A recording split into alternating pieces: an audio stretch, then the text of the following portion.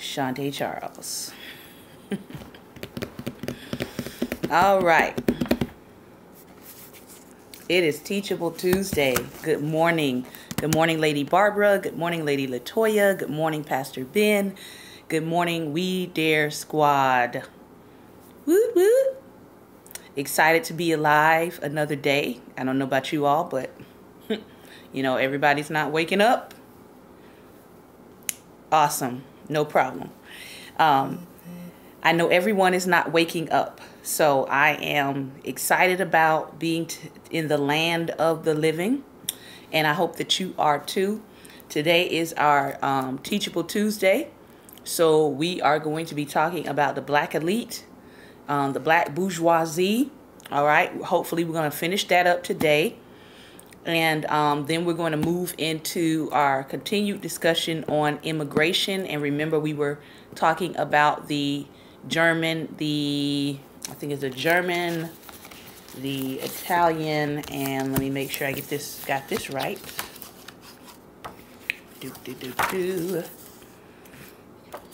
Where are we?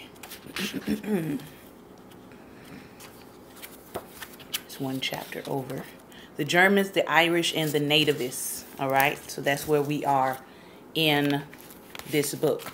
So I hope that everybody has been having a good day. I hope that people got a chance to think about what we talked about yesterday concerning power. And it's interesting because I saw more examples of what happens when you are not in power.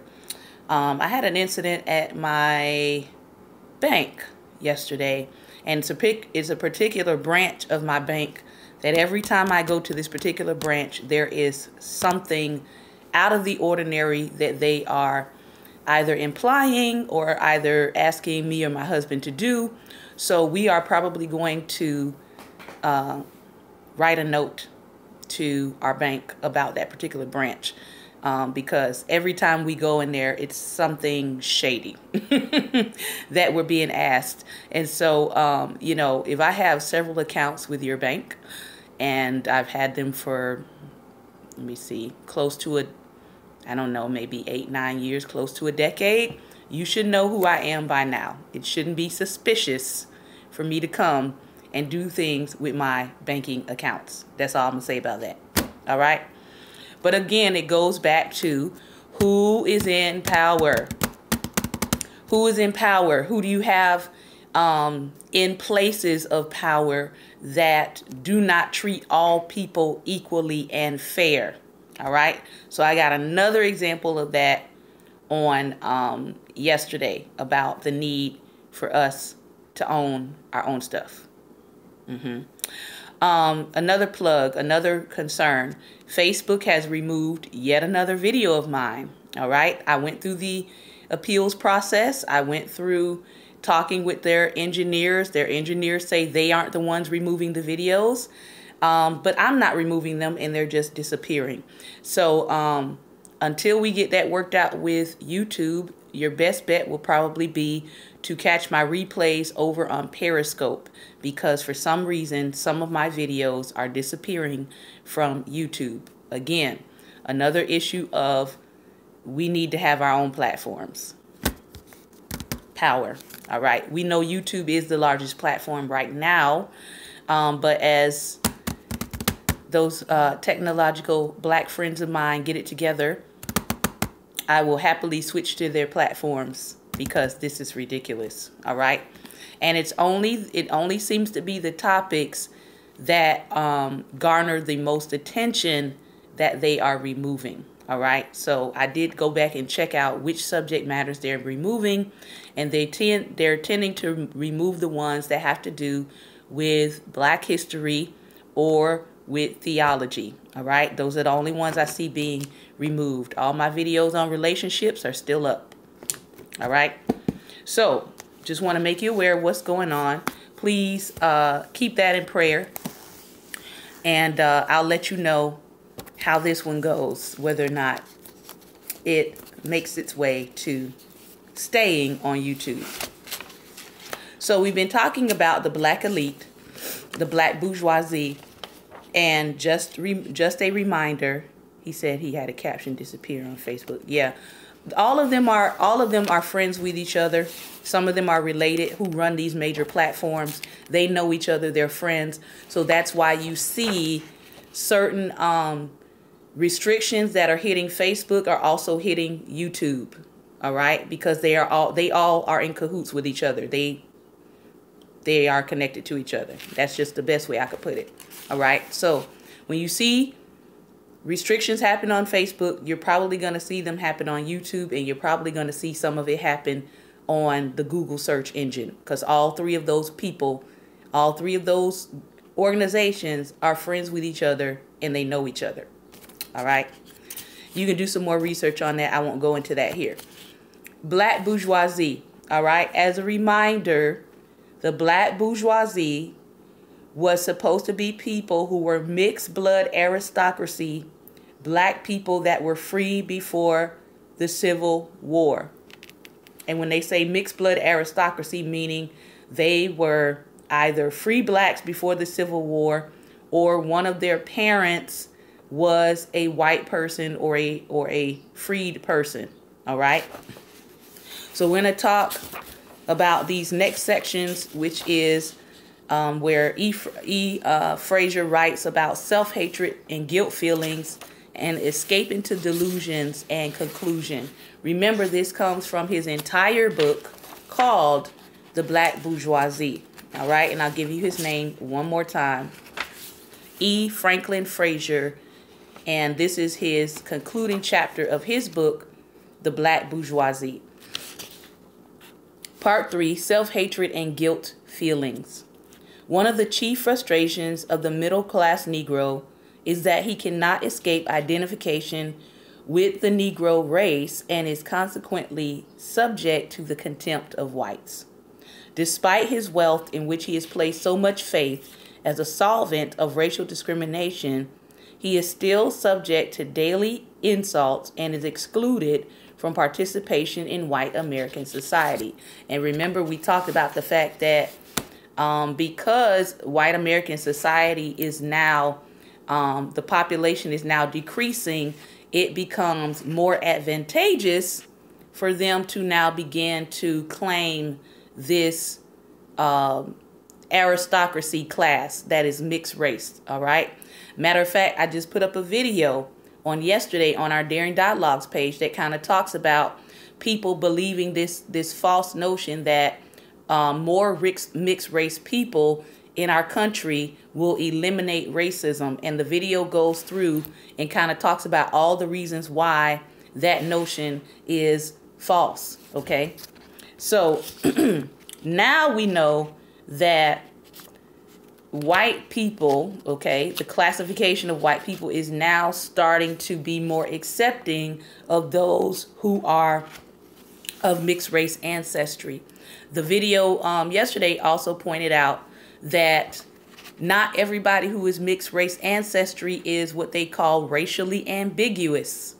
All right, meaning light-skinned or hazel colored eyes or blue or green eyes. Not everybody's racially ambiguous. And they made the point of saying, you know, case in point, Barack Obama, he is of mixed race ancestry. All right. And he is identified as a black man. Okay. Most of the people who came after Barack Obama who did not like him, they did not identify him as a mixed race man. They identified him as a black man. How do we know? Because thousands and thousands of memes are out there with him and Lady Michelle Obama being pictured as apes and monkeys. All you have to do is Google Barack Obama ape and hit images, and you'll see how many disrespectful images there were out while they were in office. Okay. So he was not identified by most people who dislike black people, especially. He was not identified as mixed race ancestry, even though he was, right? Everybody kept saying the first African-American president for the United States. So he was not identified by that. Okay. Middle-class Negroes do not express their resentment against discrimination. Good morning. See what my husband does every time he comes on? Just takes my breath away. Good morning, love. Middle-class Negroes do not express their resentment against discrimination and insults in violent outbreaks as lower-class Negroes often do. They constantly repress their hostility towards whites and seek to soothe their hurt self-esteem in all kinds of rationalizations. They may boast of their wealth and culture as compared with the condition of the poor whites. I think, matter of fact, Dave Chappelle, he's not black bourgeoisie, but he is considered black elite because of his wealth, right? But he just made a joke about his wealth and the poor whites and how, you know, Donald Trump is working on his behalf because he's a part of what they would call the wealthy elite. All right. He says most often they will resort to any kind of subterfuge in order to avoid contact with whites. For example, in the South, they often pay their bills by mail rather than risk unpleasant contacts with representatives of white firms. The daily repression of resentment and the constant resort means of avoiding contacts with whites do not relieve them of their hostility towards whites. Even middle-class Negroes who gain a reputation for exhibiting objectivity and a statesman-like attitude on racial discrimination harbor deep-seated hostilities towards whites. A Negro college president who has been considered such an interracial statesman once confessed to the writer that someday he was going to break loose and tell white people what he really thought about them. However, it is unlikely that a middle-class Negro of his standing will ever break loose. Middle-class Negroes generally express their aggressions against whites by other means, such as deceiving whites and utilizing them for their own advantage. Because middle-class Negroes are unable to indulge in aggression against whites as such, they will sometimes make other minority groups the object of their hostilities. For example, they may show hostility against Italians who are also subject to discrimination. Now remember, he is writing this in, let's go back. He's writing this in 1955. So what does that tell us? Because we're going to get back into our immigration piece in a moment.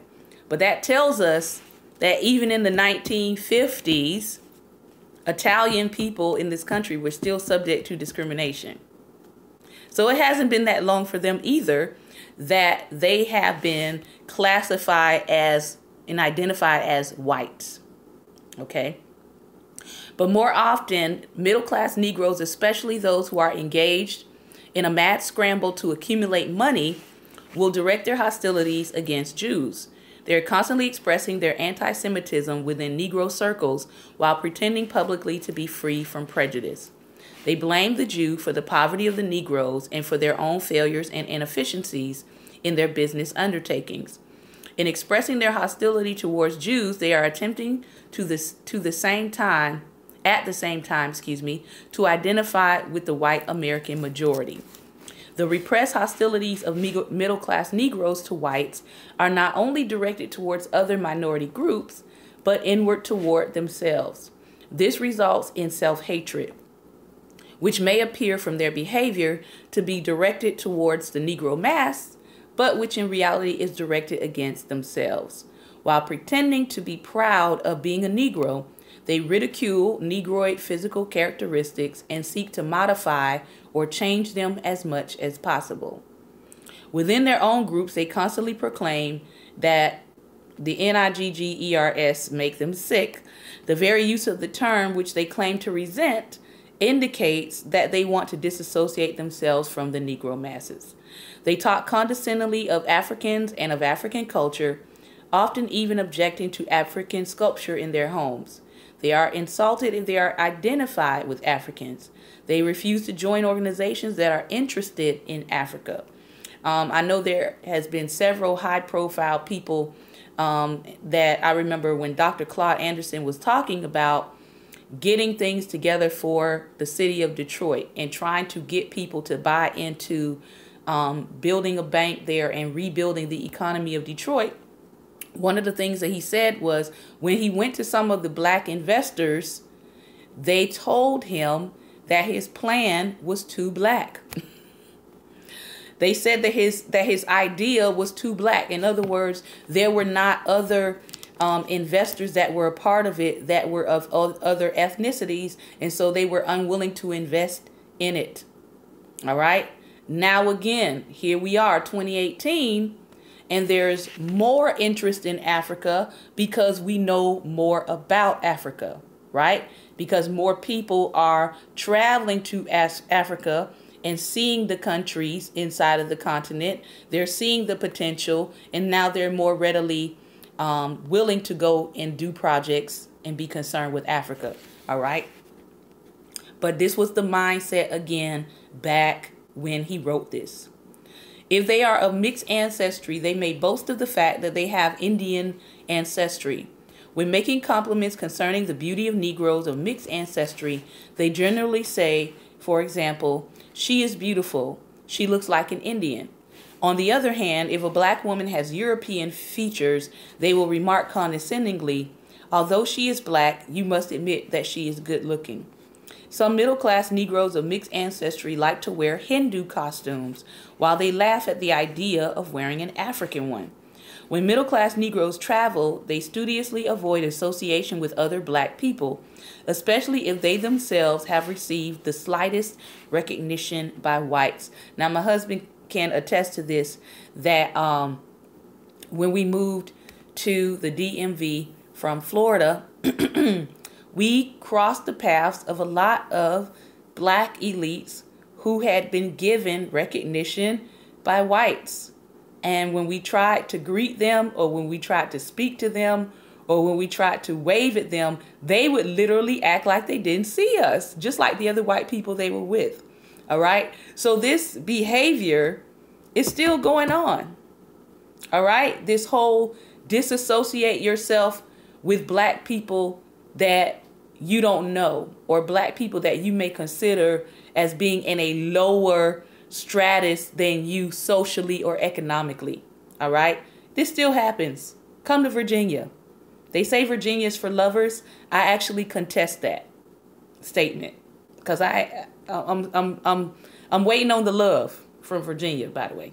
So, yeah. But this behavior, this attitude that they're talking about how they avoid association with other black people, this is actually still a behavior and an attitude that you can see in certain parts of the United States. Even when they cannot pass for white, they fear that they will lose this recognition by white people if they identify as Negroes. Therefore, nothing pleases them more than to be mistaken for a Puerto Rican. My husband is putting his thoughts up there. Therefore, nothing pleases them more than to be mistaken for a Puerto Rican, or a Filipino, or an Egyptian, or an Arab, or any ethnic group other than the Negro. The self-hatred of the middle-class Negro is often revealed in the keen competition which exists among them for status and recognition. This keen competition is the result of the frustrations they experience in attempting to obtain acceptance and recognition by whites. Middle-class Negroes are constantly criticizing and belittling Negroes who achieve some recognition or who acquire a status above them. They prefer to submit to the authority of whites than to be subordinate to other black people.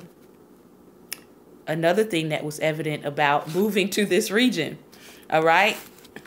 If a white person said it, it's gold. It's believable. If a black person said it, you need all kinds of evidence in order to be believed. I actually see that attitude and behavior online as well, in social media. All right, a African American person may say something, they may make a statement, and then you'll have several people come behind them and question them, or they'll ask for the data, etc. And there's nothing wrong with that. I'm all for giving facts. But if you're going to do that, make sure you're doing that with the white people that you encounter who give you falsified information, and you don't even ask for facts. You don't ask for receipts. You don't ask for verification. And some of them are telling you flat out lies, but you all believe it, right? Because you have been ingrained with the notion and the idea that white equals right. I know. You don't have to say amen. It is what it is. So, he goes on to say here, for example, Negro scholars generally refuse to seek the advice and criticism of competent Negro scholars and prefer to turn to white scholars for such cooperation. This happens especially when it comes to theology, all right? I know a couple of friends of mine who have gone to seminary. One of their major complaints is that the majority of their teachers were white and male. So when they wanted to write about certain topics in certain subjects, they almost always got referred to write about something else. Why? Because those were not things that their professors were knowledgeable on or were familiar with or even wanted to take the time to delve into as topics. All right. Most of the books they were assigned to read were from white theological scholars or white theological standpoints. And so I can appreciate organizations like, for example, Jude 3 Project. If you don't follow them on Facebook, follow them, because their whole point of the scope of the work they do is to get black scholars, black theologians into the discussion and sharing and talking about the issues that have to do with the faith. All right. There are black theologians and scholars out here. The first ones were African. All right. The ones who were writing things for the scriptures were African. All right. So how do we get over here hundreds of years later and all of the information that we have only comes from European scholars, or most of the information comes from European scholars? We have to think about that. What happened to the works of the Negro scholars who were writing? Why are they not more readily accessible in places like seminary, especially if you want black people to be interested in going to your seminary? All right. So he does have a point here that because this is so ingrained, even the Negro scholars bypass black scholars to go look at what white scholars had to say. All right. In fact, it is difficult for middle-class Negroes to cooperate in any field of endeavor. This failure in social relations is, as indicated in an important study, because in every Negro he encounters his own self-contempt. So he's talking about this notion of why is it so hard to get black elites to cooperate even with each other. And he's telling you that because in every Negro, he encounters his own self-contempt. And so again, it's that notion of the further I remove myself from blackness, the further I disassociate myself from a black voice or a black thought, and I rely on voices that are not from my culture, the better I feel about myself. It is as if he said, you are only a Negro like myself, so why should you be in a position above me, or why should I listen to you? The self-hatred often results in guilt feelings on the part of the one who succeeds in elevating himself above his fellows. He feels unconsciously that in rising above other Negroes, he is committing an act of aggression, which will result in hatred and revenge on their part. This is the case when middle-class Negroes oppose the economic and social welfare of Negroes because of their own interests. In some American cities, it has been the black bourgeoisie and not whites who have opposed the building of low-cost public housing for Negro workers. In one city, 2 wealthy Negro doctors who have successfully opposed public housing projects for Negro workers own some of the worst slums in the United States. While their wives, who wear mink coats, drip with diamonds, and are written up in society columns of the Negro papers, ride in Cadillacs, their Negro tenants sleep on dirt floors, unfit for human habitation. So this type of attitude, this type of neglect by the elites of quote unquote lower class Negroes is not new. All right. The guilt feelings of the middle class Negro are not always unconscious. For example, take the case of the Negro leader who proclaimed over the radio in a national broadcast that the Negro did not want social equity. He was conscious of his guilt feelings in his self-hatred in playing such a role, but he sent words privately to the writer that he never hated so much to do anything in his life, but that it was necessary because of his position as head of a state college, get this, under which was white supervision.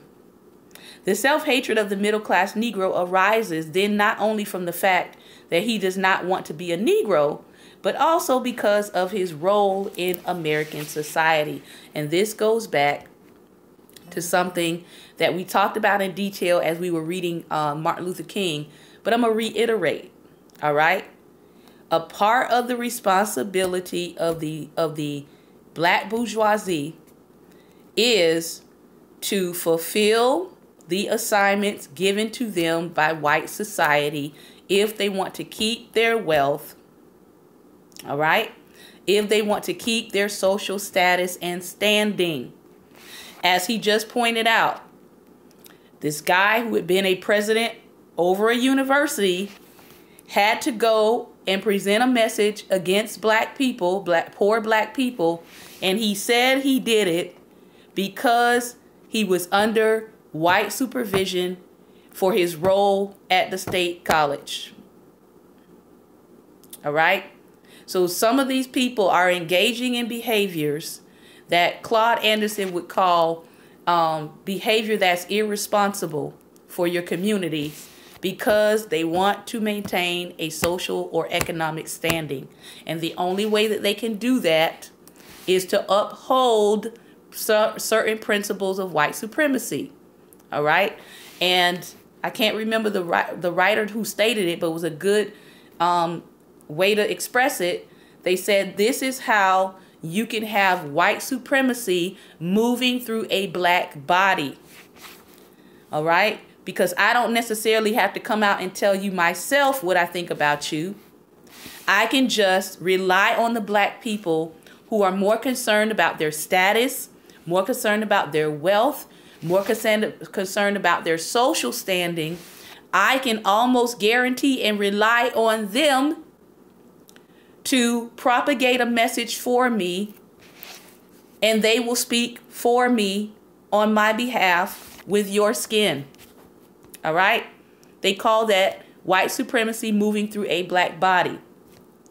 And therefore, if you don't understand that that is what is happening, you will take the words of any black person who gets on television as legitimate words.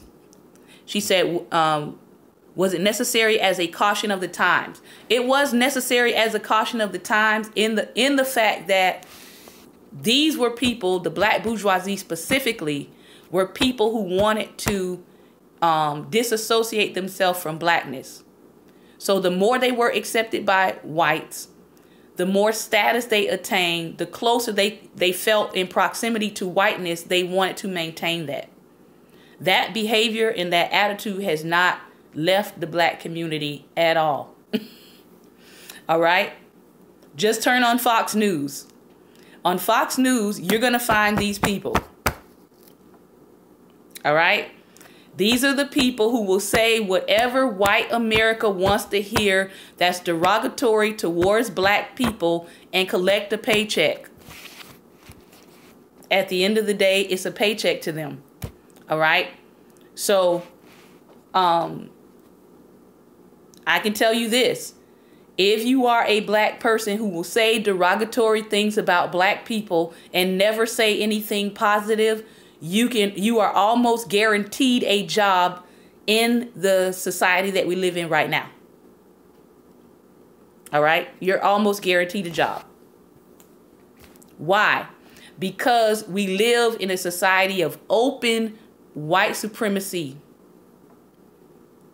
And a part of the agenda of white supremacy is for it to be reinforced that black people are less and no good.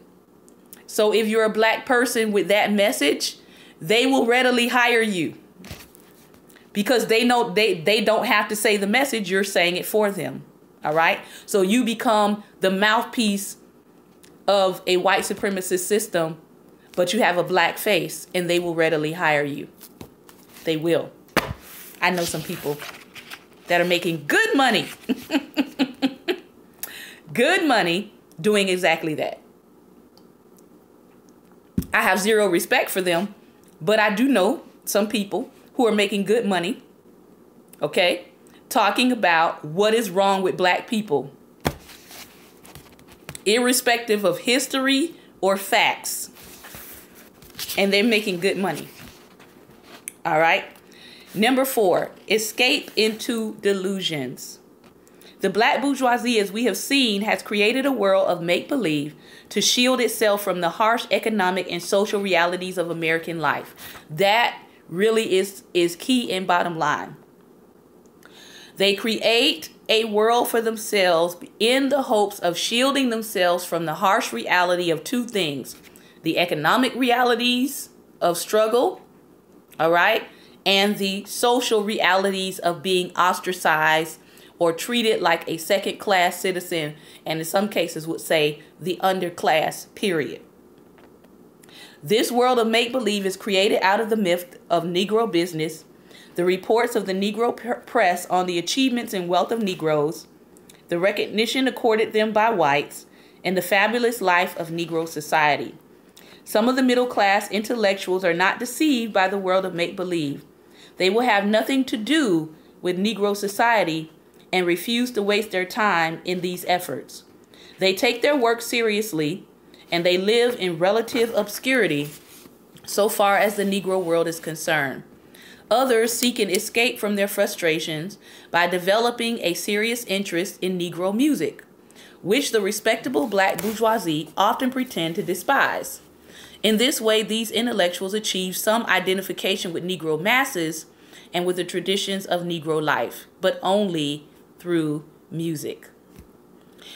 Many more middle-class Negroes who are satisfied to live in the world of make-believe but must find a solution to the real economic and social problems which they face seek an escape in delusion. They seek an escape in delusions involving wealth. This is facilitated by the fact that they have had little experience with the real meaning of wealth, and they lack a tradition of saving and accumulation. Wealth to them may only mean spending money without any reference to its source. Hence, their behavior generally reflects the worst qualities of the gentleman and the peasant. Their small accumulation of capital and the income which they receive from professional services make them appear wealthy in comparison with low economic status of the majority Negroes. But again, if you are only accumulating wealth to accumulate materials, right?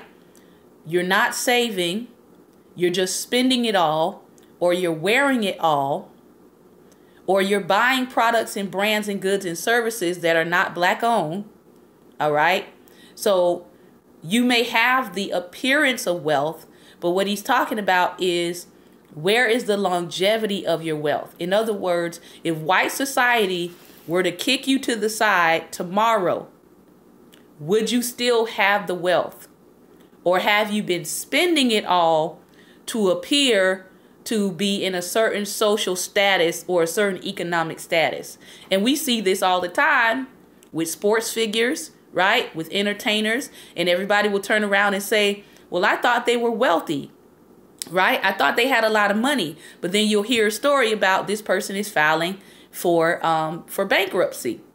So he's talking about this notion of spending your money. As long as you're spending your money, as long as you are consuming materials, as long as you are buying things that really have no saving value, no investment value, then people are okay, or white society is okay with this notion of people thinking that you are wealthy. But when you start talking about investing, when you start talking about being an angel investor and helping other businesses invest, when you start talking about building institutions like starting a bank, starting a credit union, building a school, All right. Wanting to, for example, buy a TV network so you can create your own products and goods to put out to the masses that could in some way, shape, or form change people's ideas about how they see Black people. When you start talking about you want to get into media, and not that you want to fall in line with the stereotypes that are already out there about Black people, but that you actually want to change those stereotypes. When you start doing that, then you become a threat to the established society. All right. As long as you are a Black person just spending and spending and spending your money and being a consumer, even though you may have a lot of money, that's not a concern because you're not saving anything. All right. You're not saving anything. You're not investing anything. You're not establishing a legacy. You're not trying to help the poor and the downtrodden. You're simply a consumer. All right. The delusion of wealth is supported by the myth of Negro business. Moreover, the attraction of the delusion of wealth is enhanced by the belief that wealth will gain them acceptance in American life. And there have been plenty of instances of Black people who had wealth that had to deal with prejudice or had to deal with discrimination or had to deal with, like Oprah Winfrey, not being able to be let into a store because the people said they didn't recognize her. Really? Not being able to be let into a store because they said they didn't think she could afford what was in the store. Okay? So wealth does not necessarily gain you acceptance in American life or the world at large. In seeking an escape in the delusion of wealth, middle-class Negroes make a fetish of material things or physical possessions. They are constantly buying things, houses, automobiles, furniture, and all sorts of gadgets, not to mention clothes. Many of the furnishings and gadgets which they acquire are never used. Nevertheless, they continue to simply accumulate things. The homes of many middle-class Negroes have the appearance of museums for exhibition of American manufacturers and art objects. The objects which they are constantly buying are always on display. Negro school teachers who devote their lives to society like to display 20 to 30 pairs of shoes, the majority of which they never wear. Negro professional men proudly speak of 2 automobiles which they have acquired when they only need 1. The acquisition of objects which are not used or needed seems to attempt to fill some void in their life. The delusion of power also appears to provide an escape for middle-class Negroes from the world of reality which pierces through the world of make-believe of the Black bourgeoisie. The positions of power which they occupy often enable them to act autocratically towards other Negroes, especially when they have the support of the white community. In such cases, the delusion of power may provide an escape from their frustrations. When middle-class Negroes hold positions enabling them to participate in the white community, that they seek in the delusion of power and escape from their frustrations. Although their position may only be a token of the integration of the Negro into American life, they will speak and act as if they were a part of the power structure of American society. And if you have not read MLK's work, he actually goes into this in great detail about the notion of tokenism.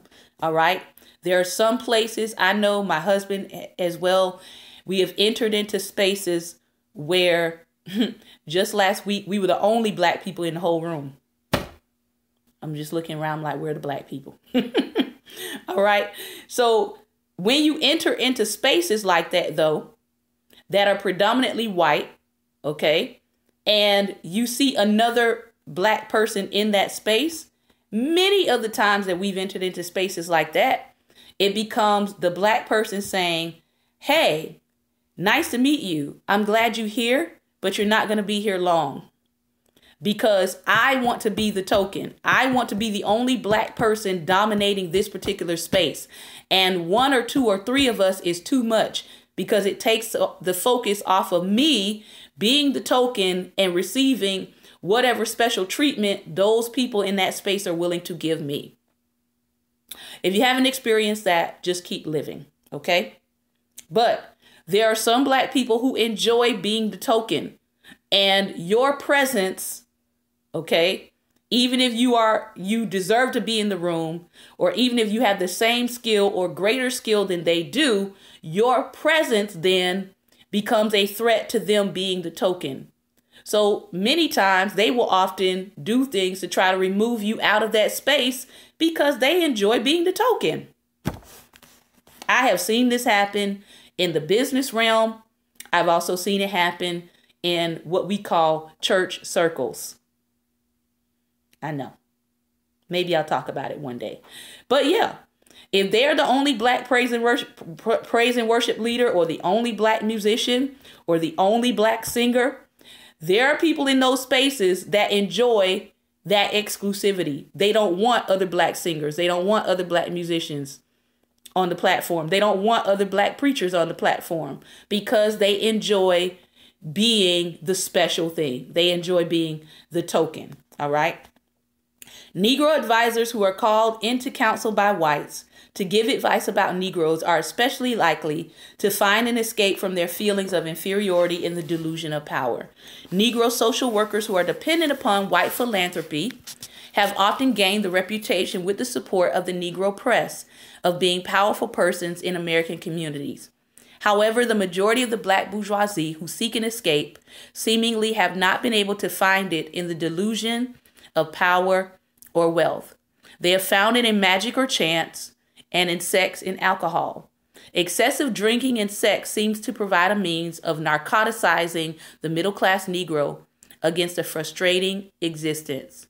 A social function is hardly ever considered a success unless a goodly number of the participants pass out. But gambling, especially poker, which has become an obsession among many middle-class black people, offers the cheap escape into delusion. Among the black bourgeoisie is not simply a device for winning money. It appears to be a device for enhancing their self-esteem through overcoming fate. Although it often involves a waste of money, which many middle-class Negroes cannot afford, it has an irresistible attraction which they often confess they cannot overcome. Despite the tinsel, glitter, and gaiety of the world of make-believe, in which middle-class Negroes take refuge, they are still beset by feelings of insecurity, frustration, and guilt. As a consequence, the free and easy life which they appear to lead is a mask many times for unhappy existence. Conclusion. I'm going to leave the conclusion to season 3. All right, because I do want to get to another piece of our immigration book today. All right, but I hope you all are understanding that some of the things that he is saying and writing about the black bourgeoisie in 1955, we can look out amongst us now. And this attitude has not just been relegated to the black bourgeoisie, but it has gone into what we call now the black elite. All right.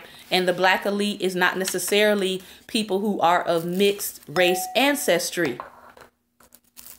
The black elite, some of them are Greek. Some of them are in fields of sports and entertainment and arts.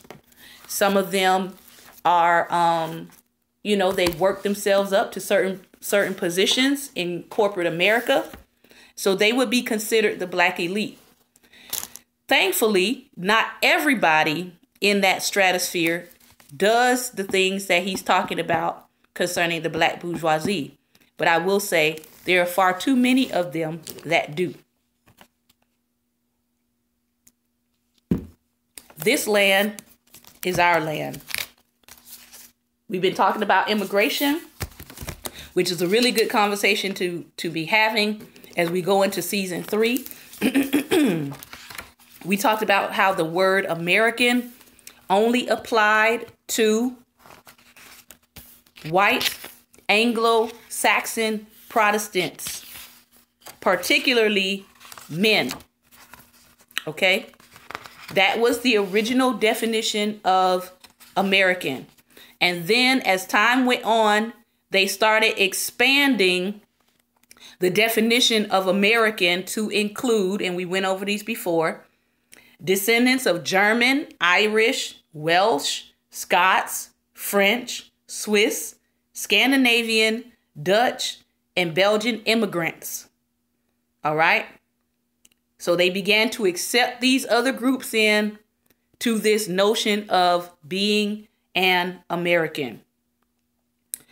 It says here, wherever the foreign-born population grew in numbers, nativism usually did too.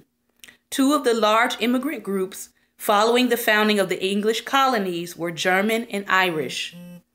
About 100,000 Germans immigrated to America between 1710 and 1775 before the United States became a country.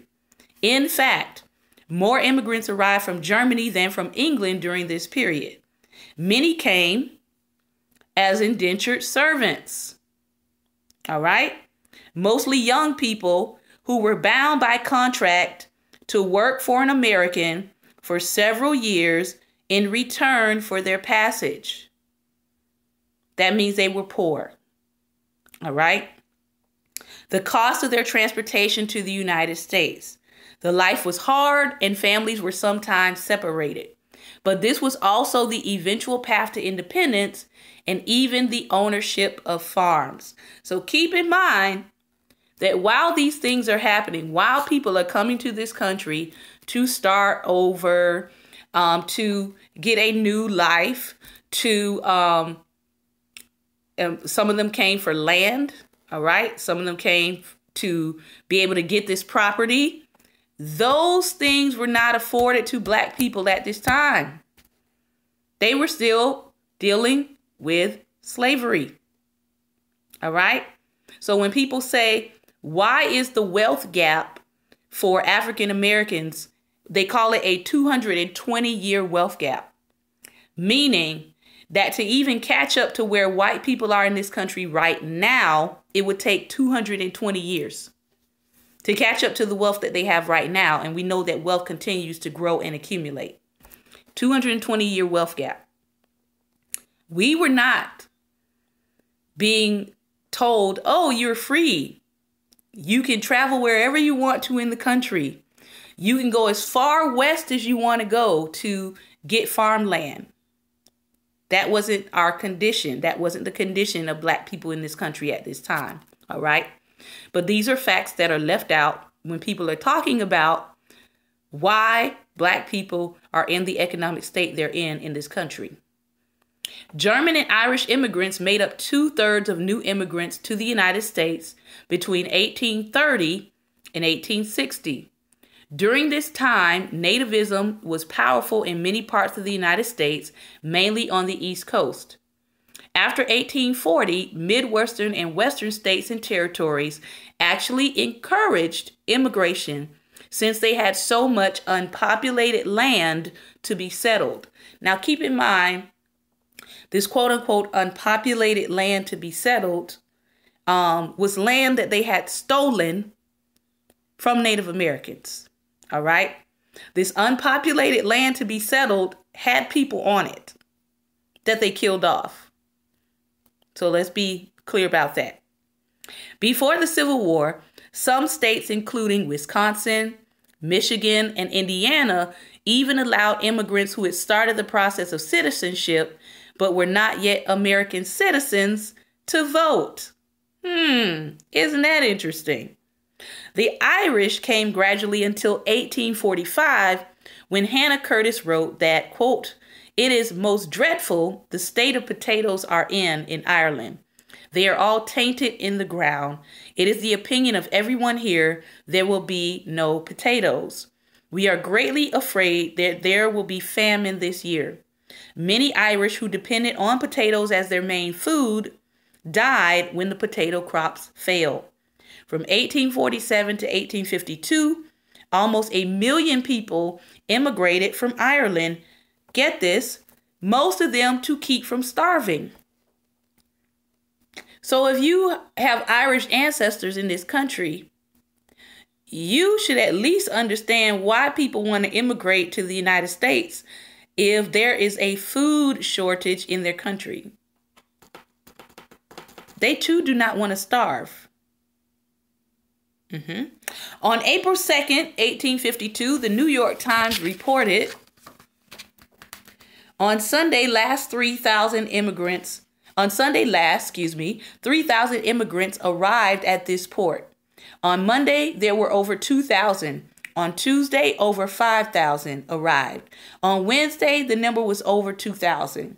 Thus, in 4 days, 12,000 persons were landed for the first time upon American shores. A population greater than that of some of the largest and most flourishing villages of the state was thus added to the city of New York within 96 hours. New York City was overwhelmed with immigrants in a very short time.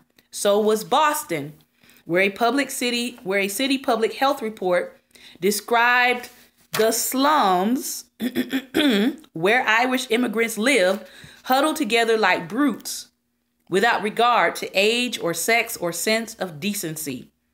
Under the circumstances, self-respect, all the high and noble virtues soon die out, and sullen indifference and despair or disorder, intemperance, drinking alcohol, and utter degradation reign supreme. Wait a minute, this is not a description of immigrants from Mexico? This is a description of the huddled masses of Irish immigrants coming to our country. Remember yesterday we talked about Maslow's hierarchy of needs, and that when your basic needs are not being met, self-respect and self-esteem kind of go out the window because you're trying to survive, right? Food, shelter, water, air, safety. All right? Nativists often use words like brutes to describe the immigrants. Many white Americans had long described African Americans that way, as animal-like and less than human. This ugly racism was both the foundation and the legacy of slavery. The habits of racial thinking made it easy for nativists to feel prejudice against newcomers. People were judged by their facial features as well as their clothing, their language, and the perceptions nativists had about the culture and values of the country they came from. These newer groups were seen as inferior and uneducated, the bearers of disease and crime. Inferior, uneducated, bearers of disease and crime. Sounds like a recent presidential commentary. But the Irish could and did become successful. "I'm exceedingly well pleased at coming to this land of plenty," wrote an Irish immigrant to the London Times in 1850. On arrival in the United States, he says, "I purchased 120 acres of land at $5 an acre." Think on that. 120 acres of land at $5 an acre. You come to Virginia, there are a lot of the original families that still hold 100, 200, 300, 400, 600. We were on one property in Virginia where the owner owned 600 acres of land. But there are people that have no housing and no place to live. But you own 600 acres of land. "You must bear in mind that I have purchased the land out, and it is to me and mine an estate forever, without a landlord, an agent, or tax gatherer to trouble me. I would advise all my friends to quit Ireland, the country most dear to me. As long as they remain in it, they will be in bondage and misery. What you labor for here is sweetened by contentment and happiness. There is no failure in the potato crop, and you can grow every crop you wish. You need not mind feeding pigs, but let them into the woods and they will feed themselves until you want to make bacon of them." This is from an Irish immigrant in 1850. One of the main objections that the nativists had to some German immigrants, those who were not Protestant, and nearly all Irish immigrants, was that they were Roman Catholic. So they had Not only some ethnic prejudices going on, but then they had some religious prejudices going on. The Catholic Church was led by the Pope in Rome, who some nativists believed wanted to take over the United States. It is a fact that popery is opposed in its very nature to democratic republicanism, and it is therefore, as a political system, as well as religious, opposed to civil and religious liberty, and consequently to our form of government, wrote Samuel Morse in 1835 of the Morse Code. He was alarmed by the increase of Roman Catholic cathedrals, churches, colleges, convents in every part of the country, in the sudden increase of Catholic immigration from Europe, in the increased clannishness of the Roman Catholics, and the boldness with which their leaders are experimenting on the character of the American people. Morse was a prominent American, one of the inventors of the telegraph.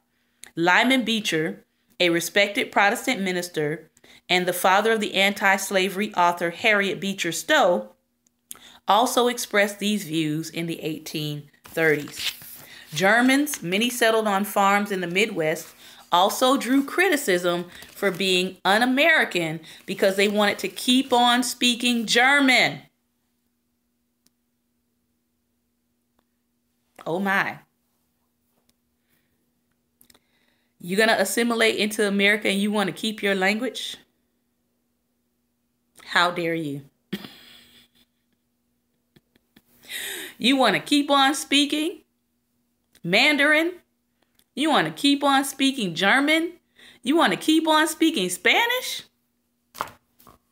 They wanted to keep on speaking German, send their children to German language schools, and develop German language newspapers. In other words, they wanted to keep their own culture. But most Germans began to adopt American ways as they settled in the United States and prospered economically. On this day, I have purchased Wellington's farm for $1,160, wrote William Seyfarth to his father in Germany in 1852. The farm consists of 67 acres, is the nicest location along the river. I received a team of horses with harness and 8 tons of hay. He soon married Sophie Frank, another German immigrant. Seyfarth was pleased that German immigrants were coming together as a community. The 3 Rosa brothers are living upward along the river. Sometimes they supply us with deer meat. Tomorrow will be the first German meeting concerning county affairs, and I hope that the Germans will take a more active part in American politics. The Seyfarth's oldest daughter asked when she was 3, "Papa, are you writing to Germany?" He wondered, "I would like to know what her idea of Germany is." By that time, his Michigan village had a post office, a blacksmith, a hotel, and a mill, which he owned. Relatives who had settled in other Midwestern cities visited the family. They were becoming involved in American affairs, and they were making a life here. But by the 1850s, the American Party, or the Native American Party, as they first called themselves, was successfully winning state elections. Opponents called them the Know Nothing Party because they wanted to keep the workings of their organization secret. Members therefore replied, "I know nothing," when asked about the party. One of the party's proposals was to extend the number of years before an immigrant could become a citizen to 21. Another would keep the foreign-born from holding an elected office. Fear of foreigners is the heart of immigration issues. When immigrants learn English and live among American citizens and adopt the American way of living as defined by the nativists, they are said to be assimilated. All right? Listen to the definition of assimilation because people often talk about it as we close for the day. When people say, if you're going to be an American, you need to assimilate into our society, this is what they're talking about. You need to lose the habits and ideas that make you foreign and become part of the general American society and culture. So what is the general American society and culture? We'll talk about that in season 3. All right. So thank you all for tuning in today. This has been another episode of Daring Dialogues. I am your host, Shantae Charles, and I hope that most of us who are hearing and listening to the conversation around immigration will take a look at what is being said. How are they speaking about people who come from other countries? Does it sound like something that has been in this country for many hundreds of years? All right. When we say we want someone to assimilate, are we saying that in order to be a true American, that you cannot have anything to do with your former culture or your former language, and you only want people to speak English or speak American, as some people ironically say? All right, think about those things. Think on them. Remember, light is the most daring opposition to darkness. So please go out today and be light. Until we meet again tomorrow, we'll be back talking about relationship styles, and we'll be reading from Joe Hill's book, Sex Begins in the Kitchen. All right. Until then, I hope that you have a great and wonderful day. Take care. And God bless.